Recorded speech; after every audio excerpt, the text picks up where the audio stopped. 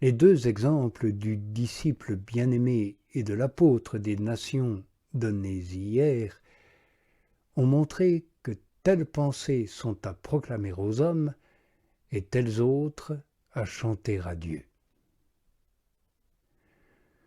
Voyons aujourd'hui si, par hasard, le psalmiste ne serait pas lui-même cet homme dont il parle avec Dieu comme s'il s'agissait d'un autre, quand il dit « Car la pensée de l'homme te rendra gloire, et les restes de sa pensée te feront fête. » Ce qui pouvait être divulgué de la pensée prophétique par la parole et l'exemple du prophète, tout cela le prophète le dévoilait aussitôt sous forme de louange publique. Et par là, il rendait gloire au Seigneur parmi les peuples. Mais le reste, il le gardait pour lui-même et pour Dieu. Et il en menait avec lui grande fête dans la joie et dans l'allégresse. Voilà ce qu'il a voulu nous faire entendre par le verset que je viens de citer. Tout ce qu'il pouvait tirer du secret de la sagesse par sa pensée pénétrante et avide, il s'empressait de le communiquer autant que possible par la prédication en vue du salut des peuples. Quant au reste, que les foules ne pouvaient pas saisir, il l'employait à louer Dieu avec des chants de joie. Tu vois que rien ne se perd de la sainte contemplation, puisque de ce qui ne peut être employé à l'édification des foules devient la louange la plus agréable à Dieu et la plus digne de lui. Cela étant, il est clair qu'il y a deux sortes de contemplation. L'une a pour objet l'état, le bonheur et la gloire de la cité d'en haut, l'activité ou le loisir auquel s'adonne l'immense multitude des citoyens du ciel, et l'autre a pour objet la majesté, l'éternité, la divinité du roi lui-même en personne. La première a pour lieu la muraille, la deuxième, le rocher. Mais plus le rocher est difficile à creuser, plus la saveur de ce que tu en retires est douce. Ne craindrons pas les menaces de l'Écriture à l'égard de ceux qui scrutent la majesté divine. Apporte-y seulement un œil simple et pur. Tu ne seras pas accablé par la gloire, mais tu seras accueilli, sauf si tu cherches non pas la gloire de Dieu, mais la tienne propre. Autrement, c'est par sa propre gloire, non par celle de Dieu, que chacun est accablé. Tant qu'il se penche sur la sienne, il n'est pas libre de lever vers la gloire de Dieu une tête tout alourdie par la convoitise. Mais celle-ci, une fois rejetée, creusons avec assurance dans le rocher où sont cachés les trésors de la sagesse et de la science. Si tu as encore des doutes, écoute le rocher lui-même. Ceux qui creusent en moi, dit-il, ne pécheront point.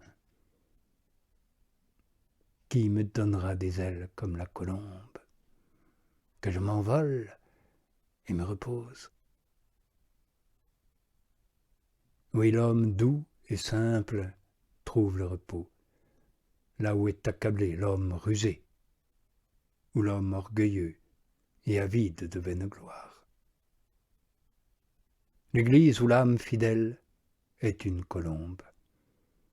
C'est pourquoi elle se repose. Une colombe parce qu'elle est innocente et qu'elle gémit. Une colombe, dis-je, parce qu'elle accueille avec douceur la parole semée en elle. Et elle se repose dans le Verbe, c'est-à-dire dans le rocher. Car le rocher, c'est le Verbe. L'Église et l'âme fidèle demeurent donc dans les trous du rocher, par où elle regarde et voit la gloire de son époux. Mais elle n'est pas accablée par la gloire, parce qu'elle ne l'usurpe pas pour elle-même.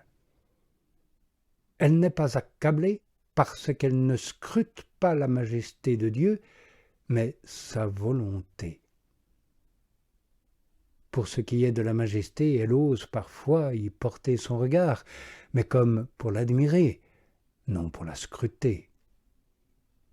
Même s'il lui arrive quelquefois d'être ravi en extase jusqu'à la majesté divine, c'est le doigt de Dieu qui daigne alors élever l'homme.